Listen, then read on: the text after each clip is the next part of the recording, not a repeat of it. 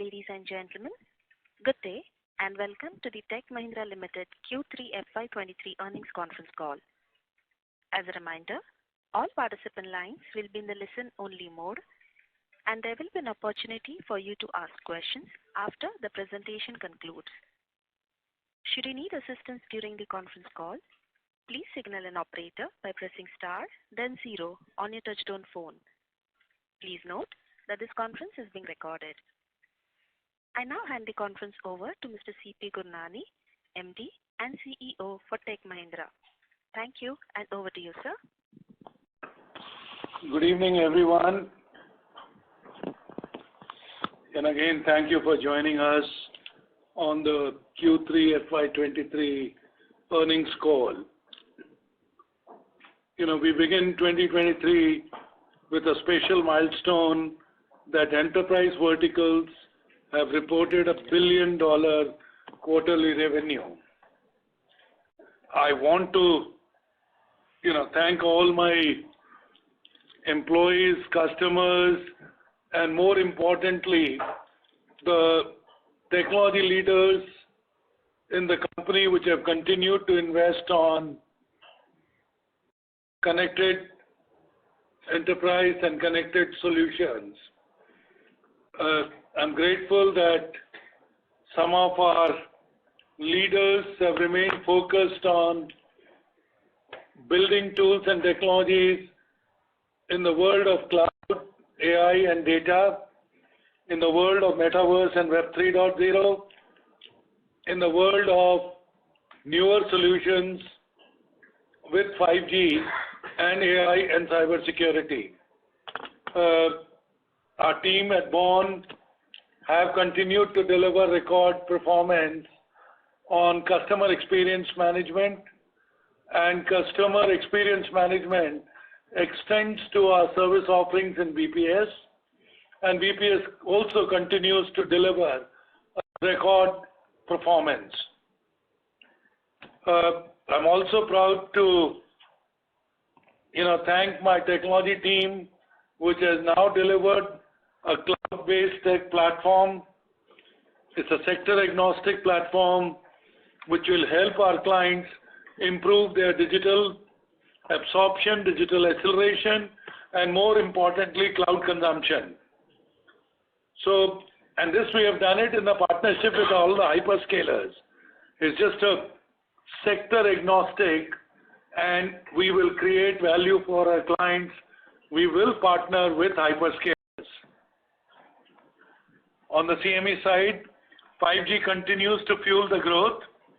5G in enterprise, which is one of the focus areas, we have announced with Mahindra Group a 5G rollout at one of the largest and the most modern factory, an auto factory at Chakan near Pune.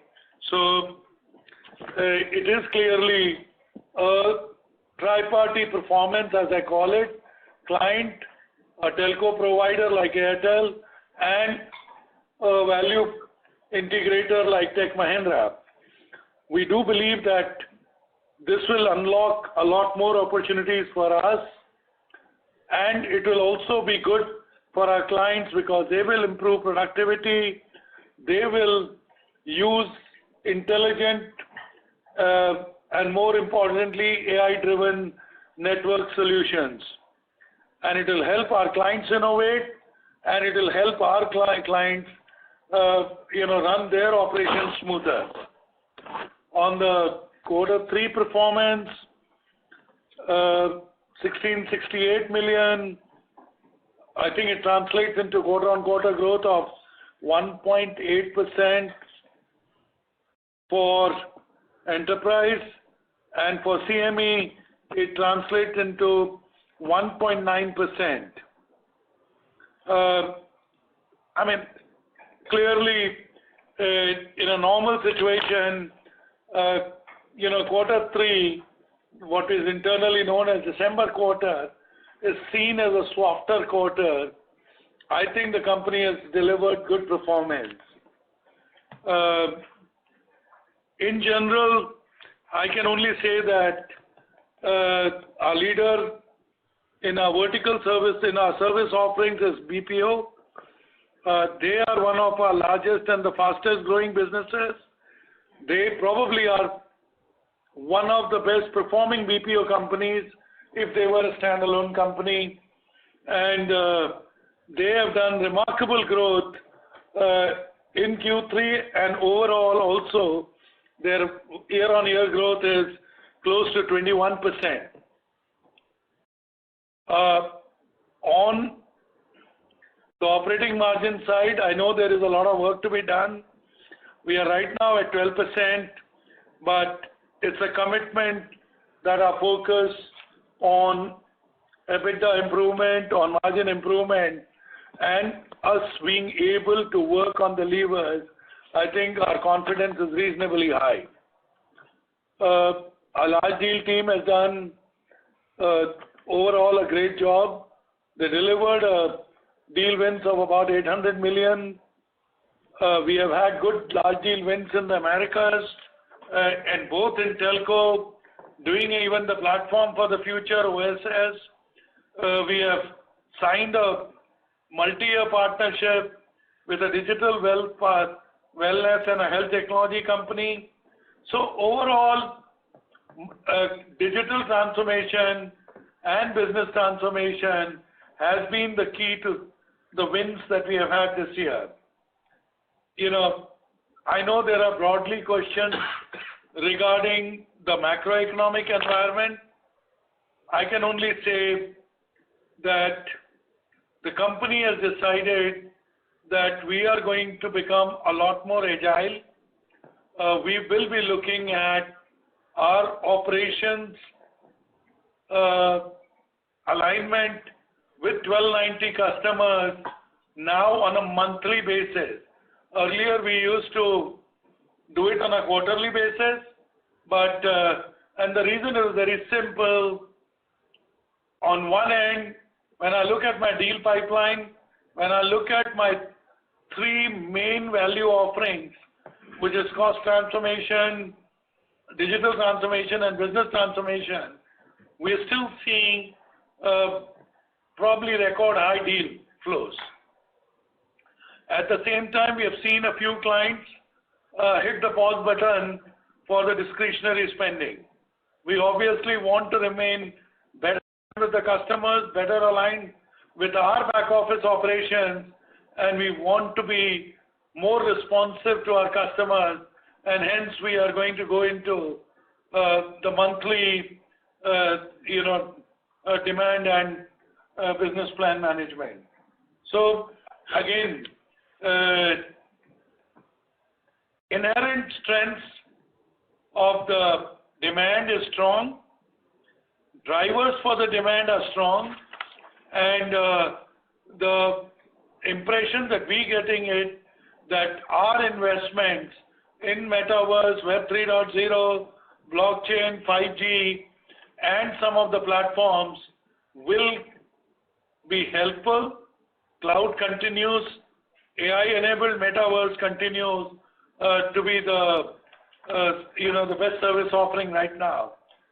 So we do recognize the near-term challenges, but more important is we are confident that our customer base is our biggest asset, our workforce is our biggest asset, and we will create a much more agile organization. So Rohit, over to you with your set of numbers. Hi. Good evening, everyone. Let me now cover the company financials for the quarter ended December 2022. We ended our third quarter with a revenue of USD versus 1638 million last quarter, up 1.8% quarter-over-quarter. Adjusted for FX, the growth comes at 0.2%. Growth was broad-based, with CME growing at 1.9%, enterprise growing at 1.8% over the quarter. Revenue in INR terms was 13,735 crores versus 13,129 crore in Q2, up 4.6% QOQ. The EBIT for the quarter was at $200 million versus $184 million in Q2. The EBIT margin was at 12%, an improvement of 60 basis points. We got some tailwind from the currency, which helped. We drove operational rigor as we'd committed, which was partially offset by certain SG&A increase.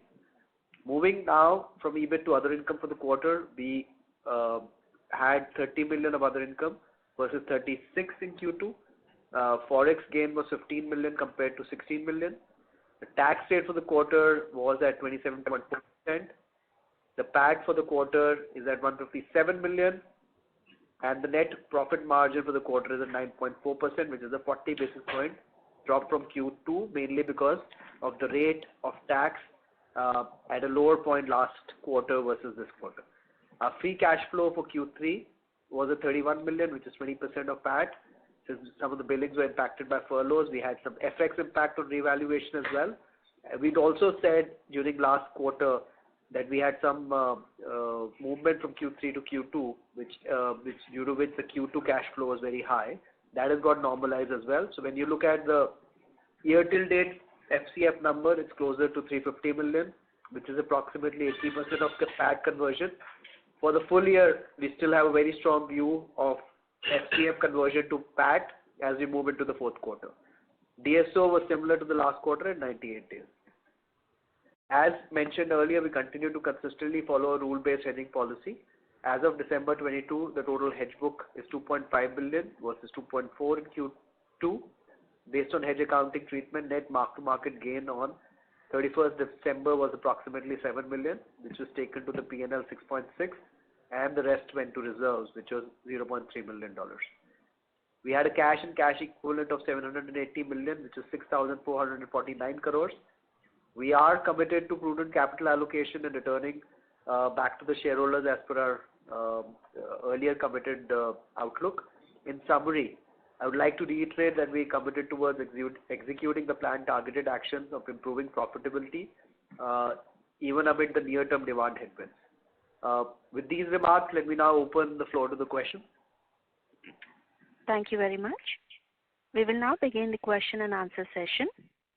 Anyone who wishes to ask a question may press star and 1 on their touchtone telephone. If you wish to remove yourself from the question queue, you may press star and 2. Participants are requested to use handsets while asking a question. Ladies and gentlemen, we will wait for a moment while the question queue assembles.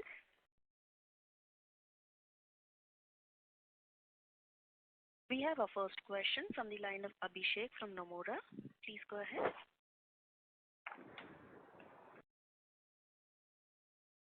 Mr. Abhishek? Hello, can you hear me?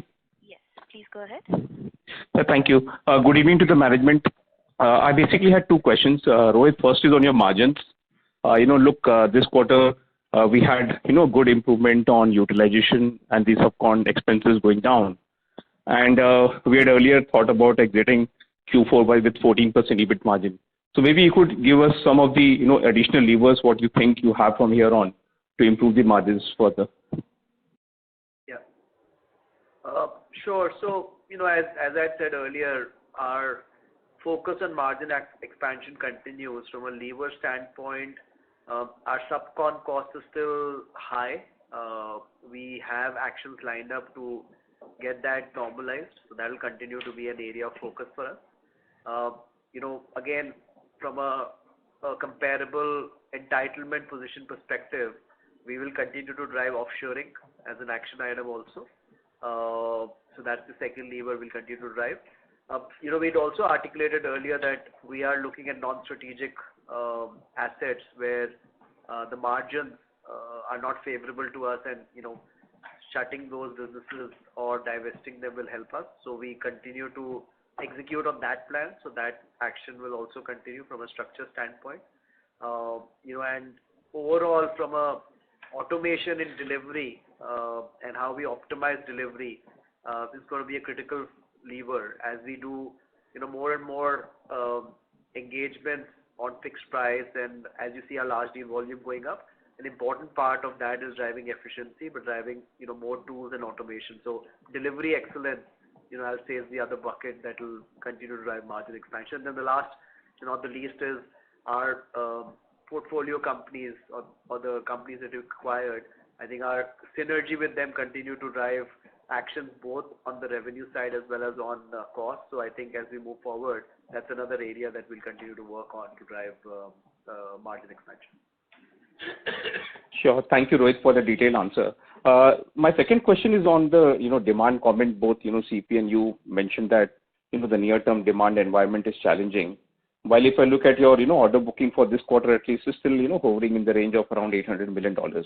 So are you seeing any kind of a delay in execution or the TCV to ACV translation is elongating in your deal book, which might be an additional thing to keep in mind while we model our growth numbers? Yeah.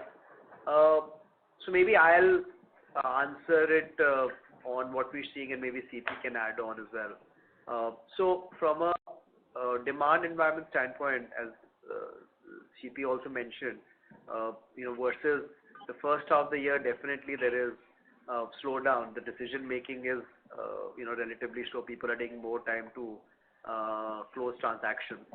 Also, while our deal win number is still good, I think when we look at the current book of business, which is with existing customers, there is a lot of areas where we continue to work with them on smaller assignments and delivery engages with the clients on driving growth there as well. I think those budgets are getting squeezed as well, and those incremental small deal sizes or opportunities are reducing as well. So that conversion to revenue is much faster versus typically what you see on a large deal conversion standpoint, right? So I think that's also playing out as the squeeze from each and every customer, depending on where they are, how their financial outlook is, how their customers are reacting to the current situation. So as that environment is panning out, everybody is reacting differently, and hence the point that CP made that we are being very agile to monitor our actions conditional to those customer behavior.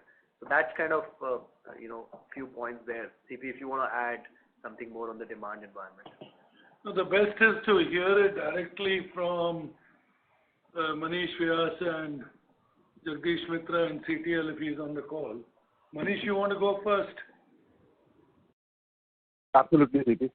So I think, Abhishek, the demand scenario can best be described as where after having spent significant amount of money on digitizing both the customer experience as well as the network, I don't think, broadly speaking, strategically, there is going to be any slowdown in those areas.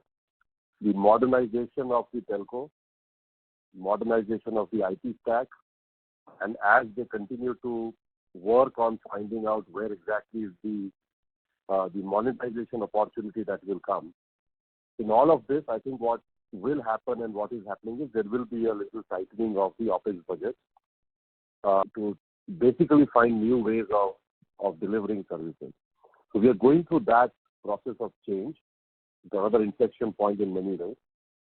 And as we do it, what will happen is the demand cycle will slightly change in the sense we will start seeing a lot more of cost takeout opportunities yet again, which we saw a few years ago. I think we're going to start seeing those opportunities over the next, it's difficult to try and hazard a guess on timeline, but maybe about 6 to 7 months from now, we'll start seeing some of these deals fructifying.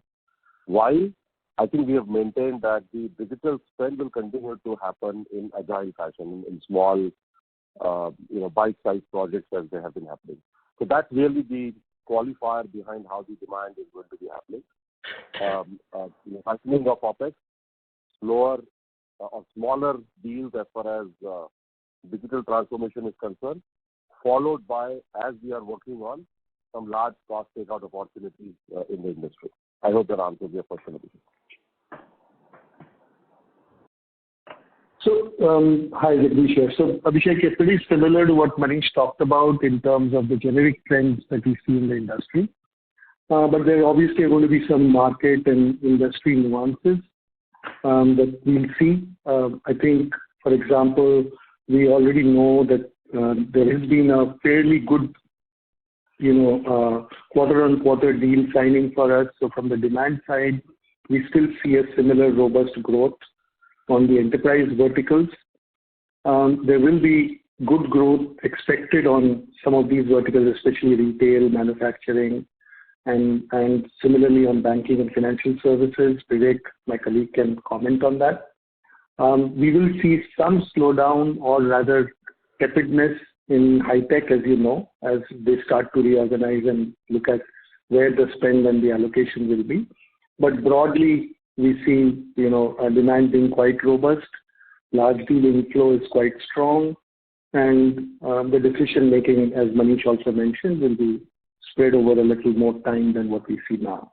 So that's how I see the overall segment playing. Mr. Bandari. Thanks a lot. Thanks a lot, gentlemen, and have a great 2023. Thank you, Abhishek. Thank you.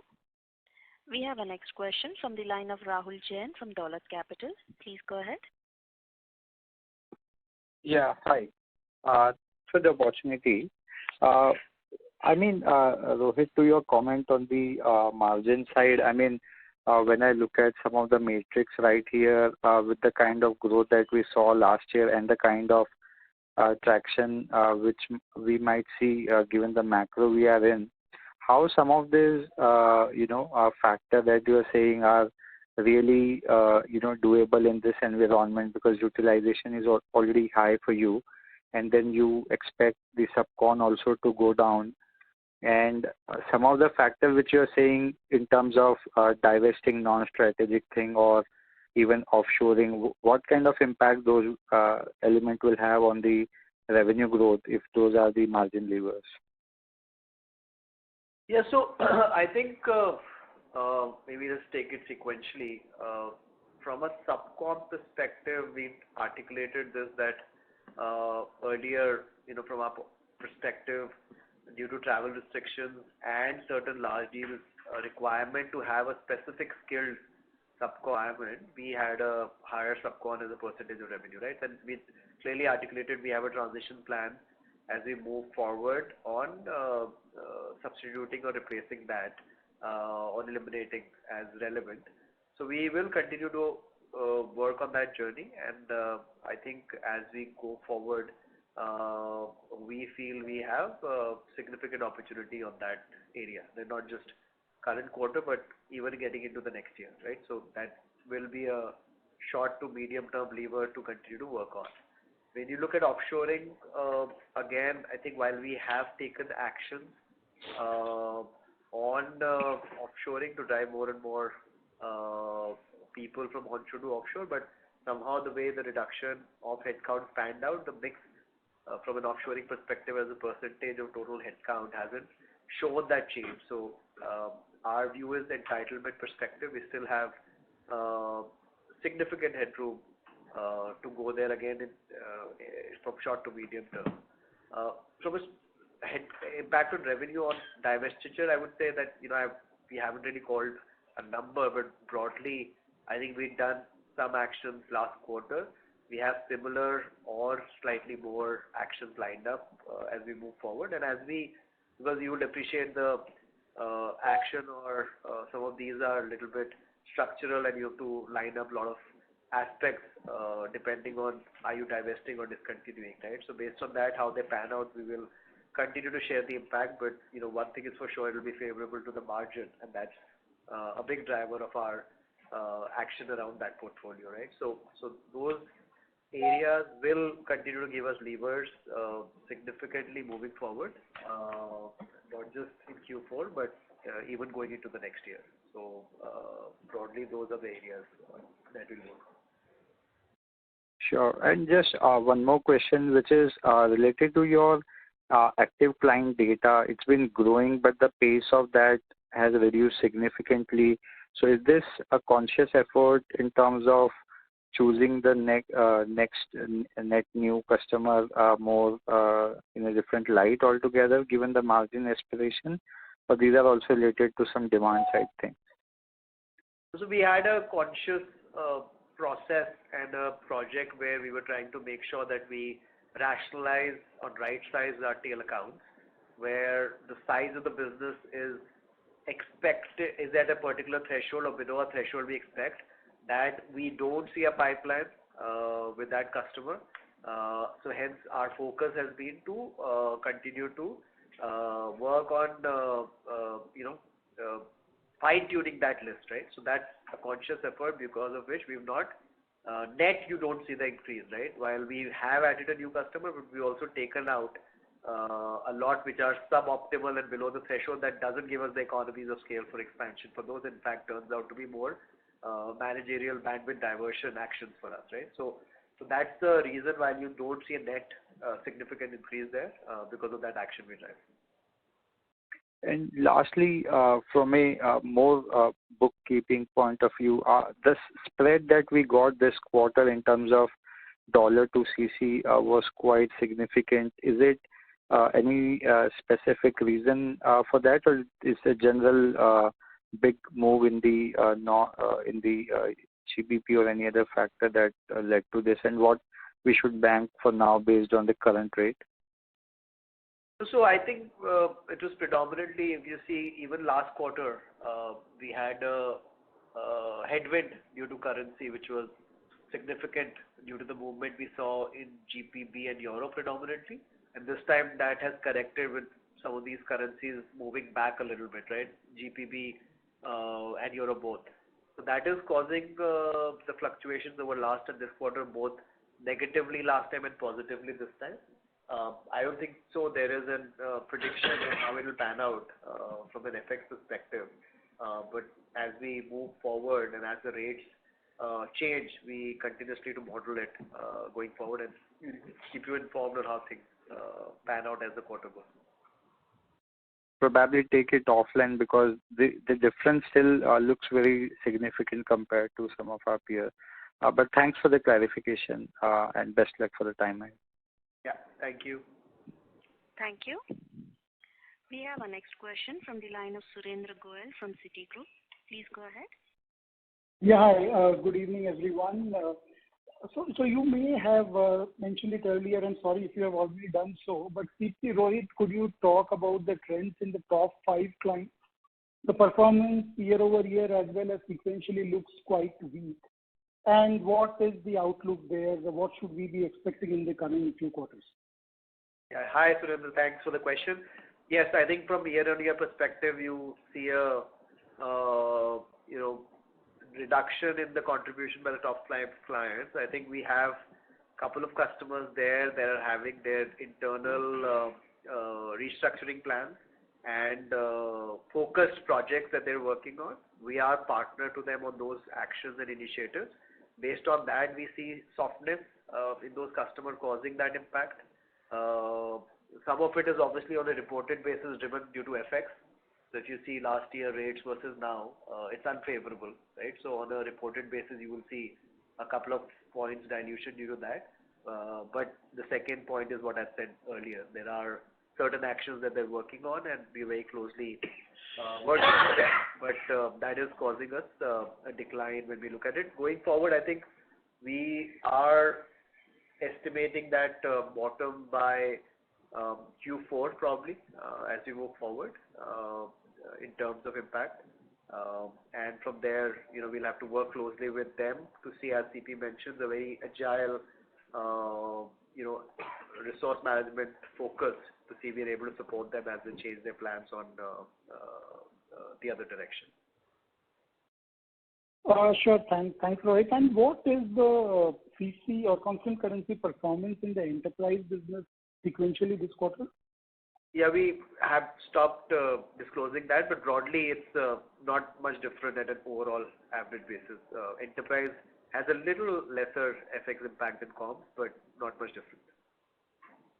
Okay, and last question, are you seeing any meaningful change in deal durations in the TCV that you are doing? Yes, we are seeing decision making to be slightly longer than what we were seeing in the past. While the pipeline is still robust and a lot of them are towards a mature state of closures, we see still from that point to final signing, it's a little bit of a longer process because people really just want to be sure on what are they committing to, is it fitting into a probable scenario analysis for them. So we're working very closely with them, even modeling that for them, right? So I think there is an impact there in terms of CP also articulated the decision making is becoming slightly slower. And as we move forward, it's important that we continue to be staying close to the customer so that when they're thinking we are making sure that we're close to that thought process as well as their planning as they look for the future. Right. My question was slightly different. Are we seeing less smaller deals and more relatively larger deals? So that was the context which I was trying to get here. The average deal size, Surendra, hasn't changed for us. It's a similar number. Maybe in the last 4 quarters, we saw 1 or 2 probably large deals. But beyond that, I think when I look at the current quarter mix also, we have a similar 1 large deal, which is more than the average, which is similar to what we saw in the past. So not really significant change in the average deal size for this time versus last few quarters. Got it, Rohit. Very helpful. Thank you so much. Thanks, Surendra. Thank you. We have a next question from the line of Ravi Menon from Macquarie. Please go ahead. Hi, thank you. Well, first of all, want to understand the headcount reduction and software side. We are now running at utilization. I think that's even higher than pre-COVID levels, and considering that attrition still is kind of above pre-COVID and probably likely to remain slightly elevated. Wondering how much headroom we have in utilization. Yeah, so I think our pre-COVID level, probably don't have the numbers, but I remember we've operated at a utilization level of even 88%. So I think, so that's maybe still headroom there. And generally, I think the view from a headcount perspective is more closer to, as you move forward, I think it's very, as we said, the macro environment is relatively volatile. So we just want to make sure that we are, actioning and that maybe while we are actioning closer to linking ourselves to the macro environment, the linearity of correlation between headcount and growth is also diluting a little bit. So just to kind of clarify, we feel that there's not a direct correlation that you can apply on reduction to revenue. While there may be certain linkages, that correlation is not 100%, right? As we look forward, I think while we don't give view on headcount hiring, all we can say is that that's going to be very closely aligned and monitored with the demand environment that we see. And given where we are, while the pipeline is strong, overall demand seems pushed to a longer decision cycle, right? And what I had earlier articulated, also the committed business where we're working on the run basis with the customers, there's a lot of smaller requests and change orders that keep on coming on that business. So that is becoming more and more squeezed, which is why it doesn't show in the large deal win, but squeezes the revenue profile. And with this quarter, it looks like the growth has primarily come from the rest of the world. The core markets, Americas and Europe, seems quite weak. Europe still done some slight addition, but almost all the revenue added, 30 million or so comes from the rest of the world, excluding Australia to consider the AUD contribution there. But that seems slightly negative. So any comments about what drove such strong performance? Is it India, this contract that you guys were mentioning about, this manufacturing plant being, having introduced 5G led IoT work in India? So this quarter, rest of the world has grown, but we've consciously said that we are very selective in India, with what deals do we pick, bid and choose. So I think from an India perspective, it's a very margin-focused strategy. From the other regions within ROW that are seemingly doing well is, I will call out Middle East specifically. I think we're seeing some good momentum there and significantly good digital deals that we've working with a customer in that region, and that's driving a growth. And that region, we feel from an outlook perspective, continues to be positive, right?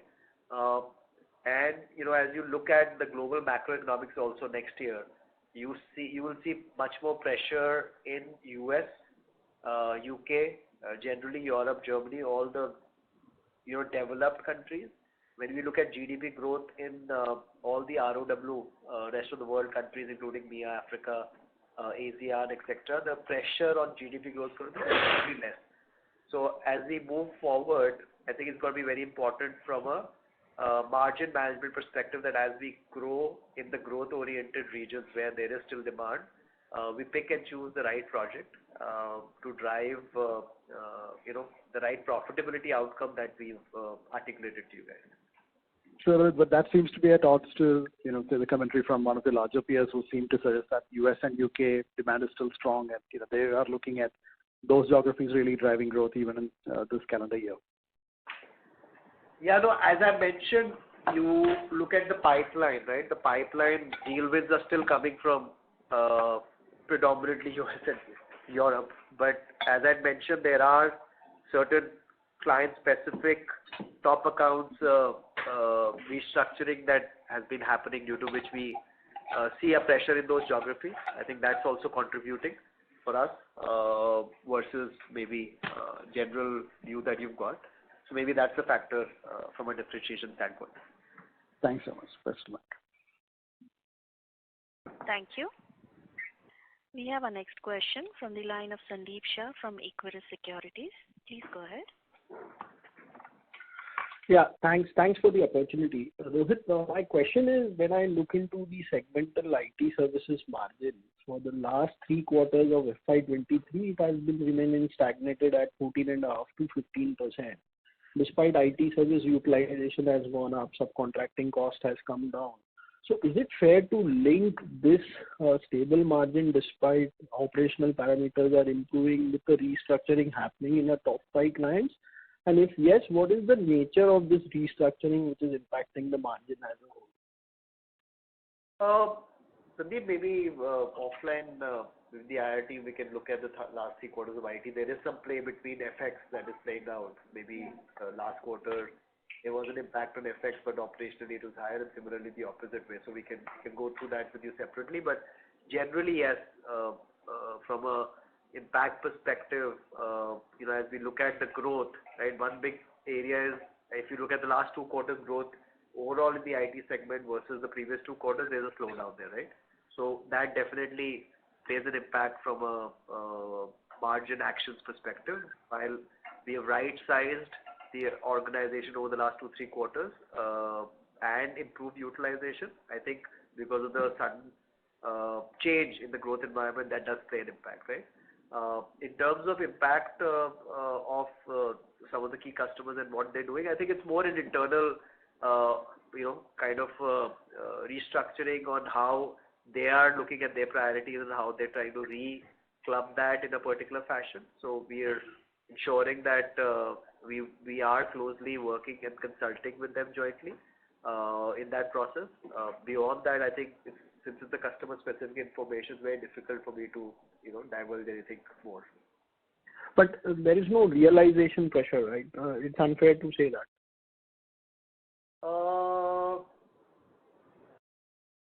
Not really. I don't see there's a realization pressure.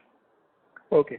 And just last question in terms of the business realignment or restructuring, where you are cutting some of the low margin business. Last time you called out the annualized run rate is 100 to 120 million, of which half has been concluded in 2Q. So what is the status in 3Q? And is it fair to say the margin benefit of these rationalization of low margin business may start coming from 4Q or FY24, or it has already started flowing into numbers in 2Q, 3Q? So the ones which is done is already started flowing from Q2 onwards. We've had limited impact in Q3. There are few discussions which are in progress, and as we move forward in Q4, it will continue. It's not an end that we will end the action as we end the year. I think the point is we'll continue to work on the fine-tuning and the pruning list going into the next year as well. And as we do that, depending on the nature of the transactions, the margin impact will flow through immediately or with a lag. So as we conclude those, we'll communicate it appropriately to you. Okay. Thanks and all the best. Thanks, Sandeep. Thank you. We have our next question from the line of Gaurav Rateria from Morgan Stanley. Please go ahead. Hi, thank you for taking my question. So first question is the correlation between the deal wins and revenue growth. If you look at the last year, we kind of ended the year with a very strong growth in the deal win, which translated into almost double-digit revenue growth in constant currency terms. If you look at now trailing 12-month deal win numbers, it's kind of stagnated at a particular rate of $3.3 billion. So how should one think about the deal win stagnating versus revenue growth outlook over the coming 12 months? I know that you may not be able to give any guidance in the quantitative terms, but just trying to understand the correlation and conversion better. Thank you. Yeah. So I think, maybe I won't talk about the guidance, but maybe I articulated earlier as well. While the deal wins is still in the range that we anticipated it to be, which is $700 to $1 billion, we do see, pressures on decision making. So that's one area to think about. Second, as I mentioned, beyond the deal wins, and we report all net new deal wins with new and existing customers, which helps us over and above $5 million, right? So when you look at outside of that, in the next quarter, there's a lot of activity that happens with the customer on existing projects where you're able to drive more revenue, right, through maybe an add-on or a bolt-on project, right? And that is what I was trying to tell you, that the budgets have become pretty tight with most of the customers, and those opportunities are shrinking, and hence the contribution that we typically used to get from those initiatives are diluting, which is reflecting in the revenue profile as well, including the demand environment. So while the deal wins look robust, there is a contribution dilution from these areas, and as you move forward, that pressure will continue kind of into at least the next couple of quarters as we see the demand environment being the way it is right now. Got it. My second question is around margins. If you would be able to provide any margin walk of this 9 months versus last year 9 months, what would be those 2 or 3 key factors that really drag down the margins? In this context, if you see, our attrition rates have actually come down below pre-COVID levels on LTM basis for last 2 quarters. So what could be the possible tailwind from lower attrition on margins one can think about over the next 12 months? Thank you. Sure. So broadly, from a margin perspective, the biggest impact for us is, of course, people cost and the supply chain pressure we saw, right? From last 4 quarters, that has had a significant impact on the overall wage bill, right? So that is the biggest diluter on that basis. And then, also there were certain other EBIT line items which we articulated based on the acquisitions we did. The amortization impact flows into the D&A line item. So that also dilutes margin by broadly an 80 basis point or 1%. So that and wage bill in my mind are the 2 biggest areas in terms of margin impact that we saw. From a go-forward perspective, as we mentioned a couple of quarters back, most of the impact of that had happened. Pricing increases was happening with a lag, and we had said that including other operating actions will continue to drive that to improve margin from here forth as we move quarter-over-quarter sequentially. In terms of attrition, it does. I mean, attrition is also going in parallel while we've done a lot of internal actions, and maybe I'll ask Harsh to comment on it. But just beyond internal action, which helped us a couple of quarters forth, now in the recent few months, the market is also easing out a little bit, right? So we would see this trend across. So from that perspective, the impact is going to be favorable on the wage bill increase, but relatively versus what we saw last year, that impact is kind of easing out. So Harsh can add on the attrition trend and what we see in the market as for you to get a better understanding of it. Yeah, thanks Rohit. And as Rohit said, that we've been diligently working on reducing attrition, and it's fairly under control. But if you look at the market, while we see it easing up a little bit, but the niche skills are still a bit of a challenge, and therefore we'll have to keep our efforts on and make sure that this doesn't shoot up. The other thing that we have to do to really make it translate into real savings is going to be to make sure that we increase our juniorization, we look at internal rotation. As you will see this quarter, internal fulfillment was much better than any of the past quarters, but we'll have to keep those efforts up.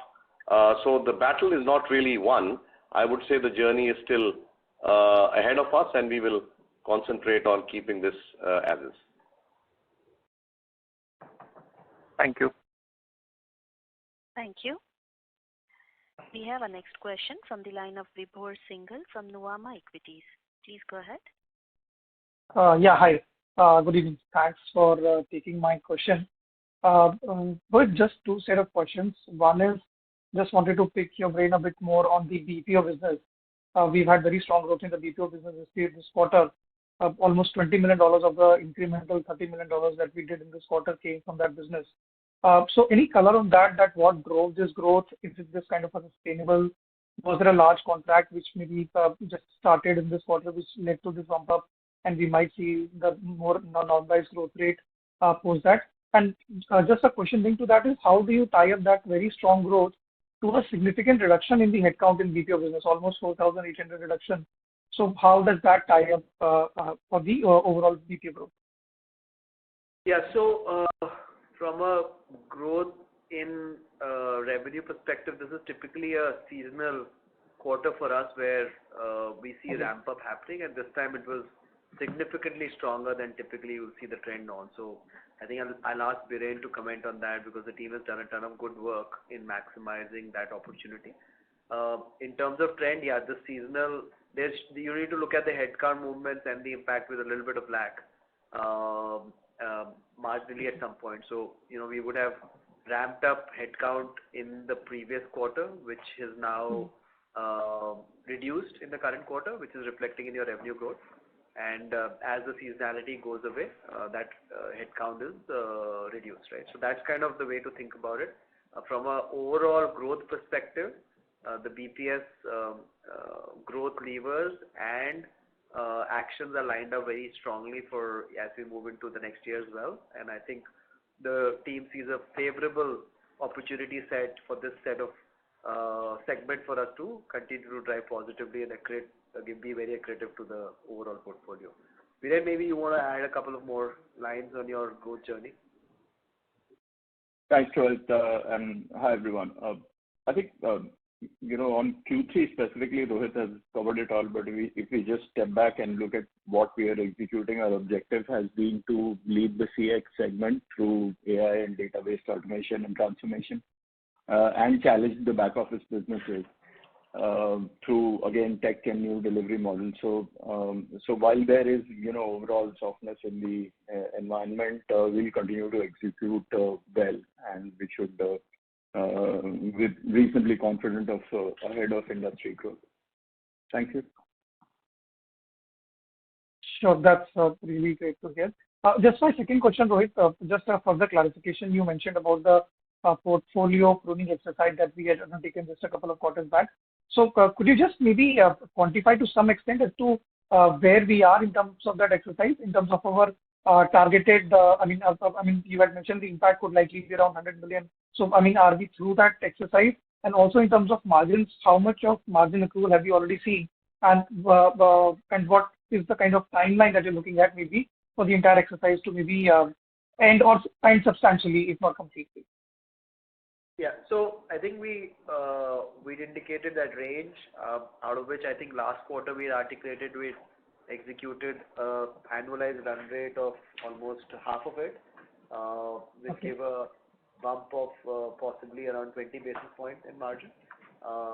As we look at the next set of actions, I think I probably won't quantify the margin impact, but it'll continue to be accretive from a margin standpoint, and not just Q4. That action for us is going to continue as we move forward into next year as well, because while we execute this, there is a continuous pipeline that we will evaluate even for next year from now. Right. But any timeline as to, let's say, first half, second half, that we expect this exercise to be over?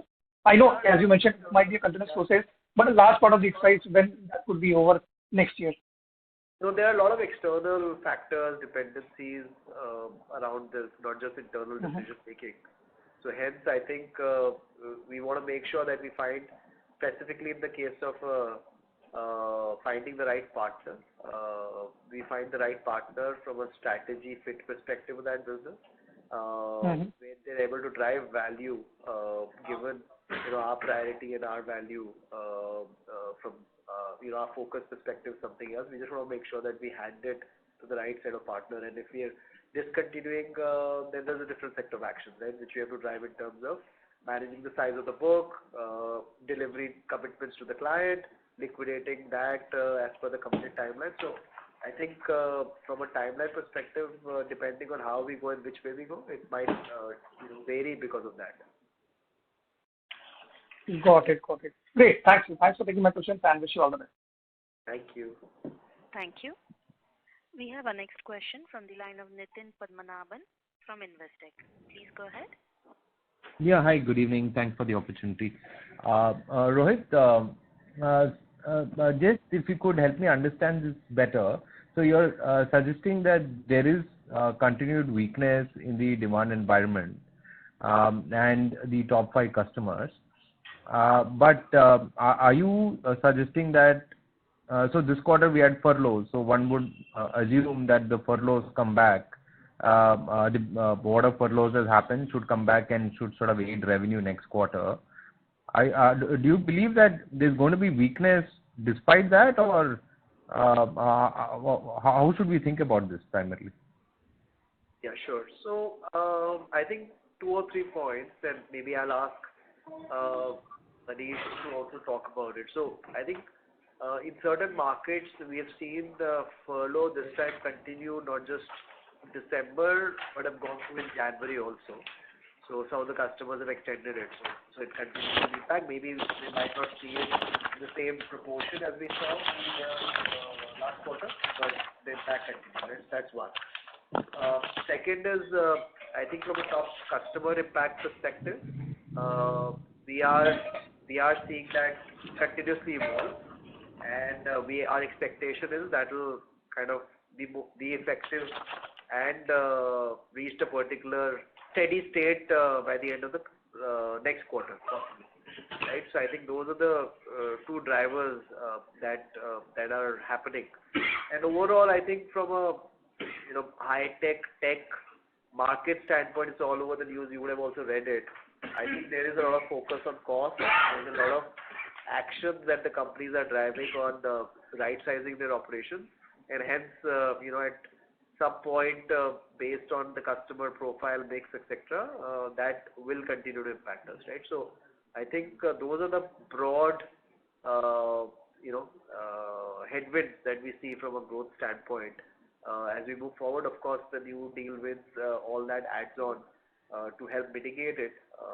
But on an average, right now, headwind seems kind of being a little bit more weight in the current scenario, which is still very volatile, and with some changes, it changes very fast. So hence, our point on being very close to the market is the reference that CP was bringing on. Maybe com side, Manish can give you also some flavor. Oh, absolutely, Rohit. Thank you. Look, I think growth and demand, I hope we are discussing in context and reference of a timeline. So, broadly speaking, the trends in the industry, in the telecom particularly, is that there is already intense activity, large deals, cost takeout. This is one sector where, in one of the previous questions that was asked to Rohit in terms of the deal sizes, we do expect that some of the larger deals will come back into discussions, and they are indeed already coming back.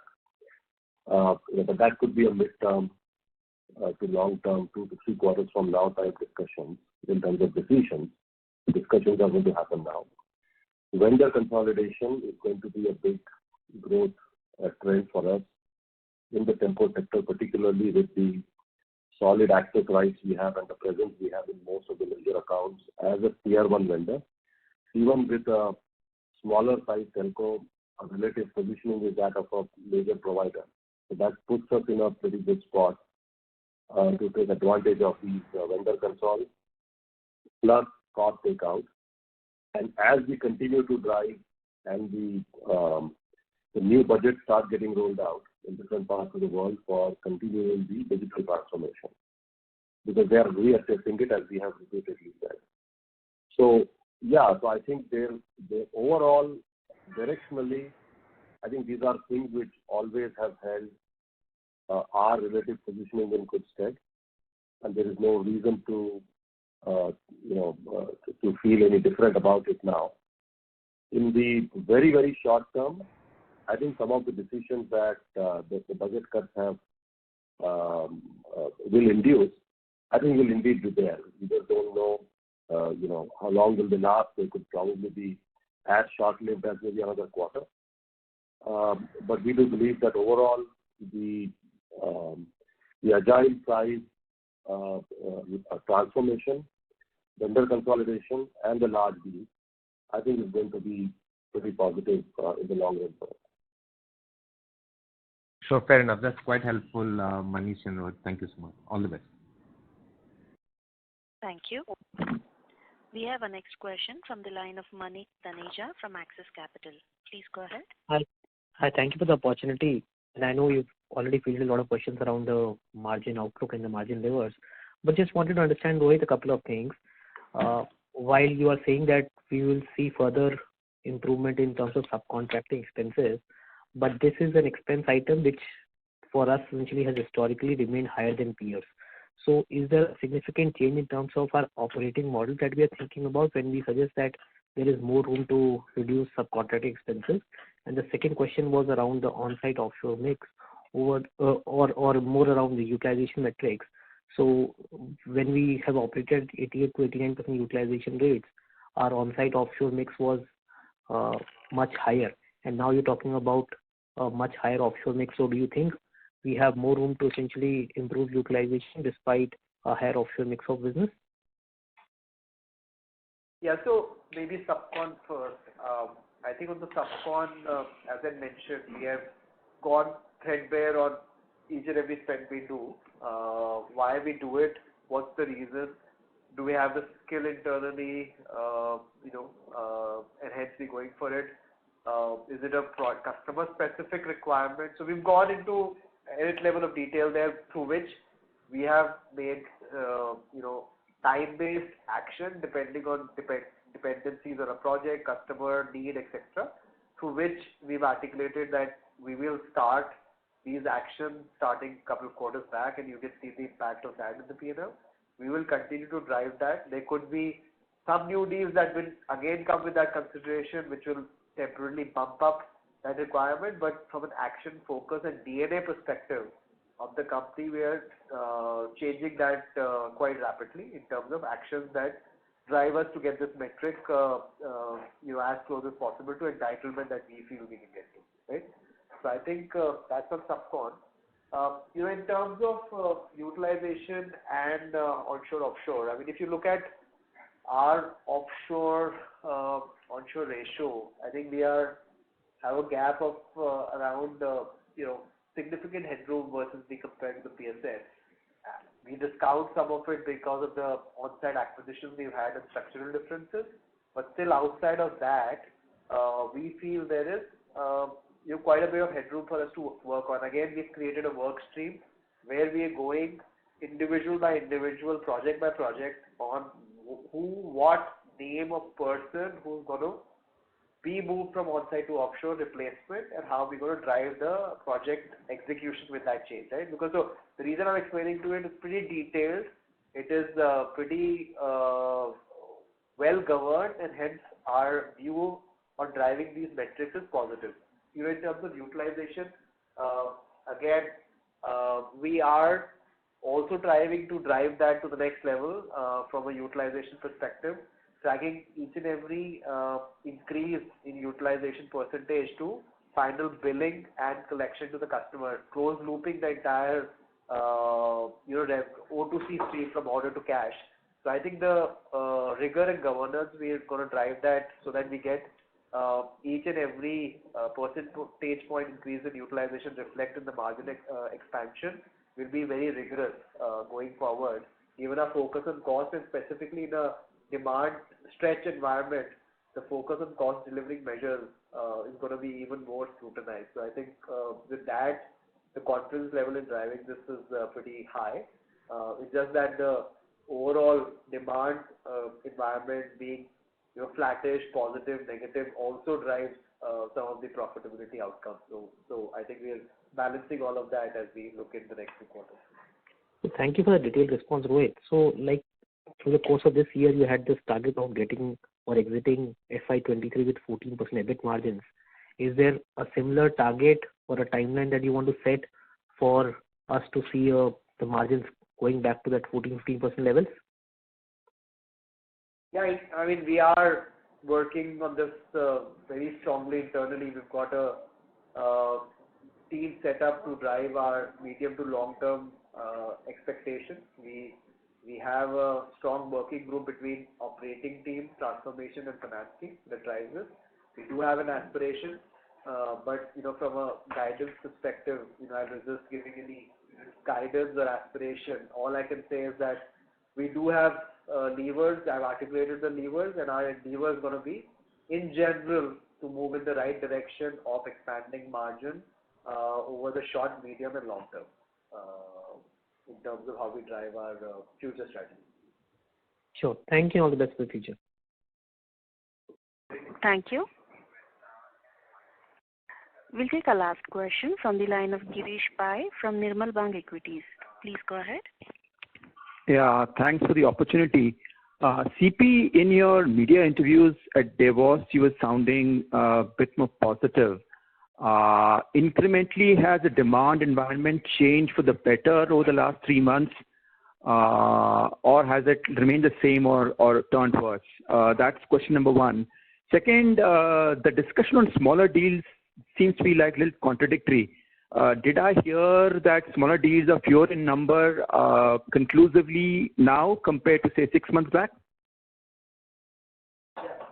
So Girish, sorry, CP had a hard close at 7:30. It was scheduled time, and he had to rush for a customer meeting. On his Davos comment, maybe you can send the note and we'll respond back to you. Okay? Is that okay? No, generally, if Manish or Jagdish can speak on how has that moved on a 3-monthly basis? Has it improved, worsened, has been the same?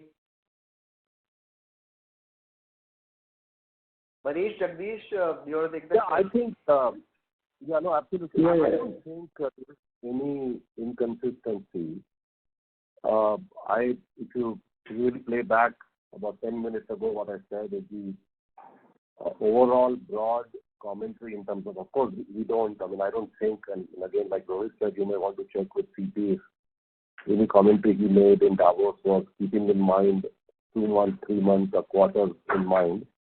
Obviously was a more strategic, broad-based commentary. So is now that overall the industry's belief in continuing to transform through software and digital, I think is is not a U-turn train. I think this train is moving much faster, and we'll continue to see momentum in driving more and more digital transformation across the enterprises in all business processes.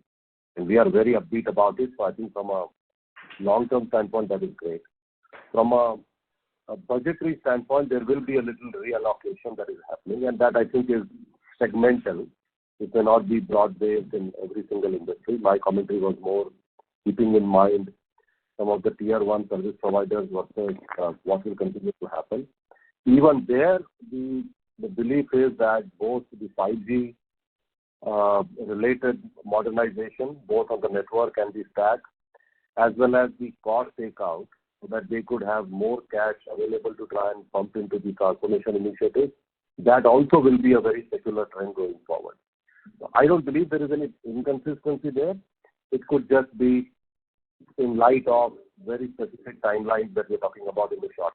But otherwise, I think things remain as promising as they were in terms of driving and helping both business process as well as the stack continue to modernize in almost all the enterprises.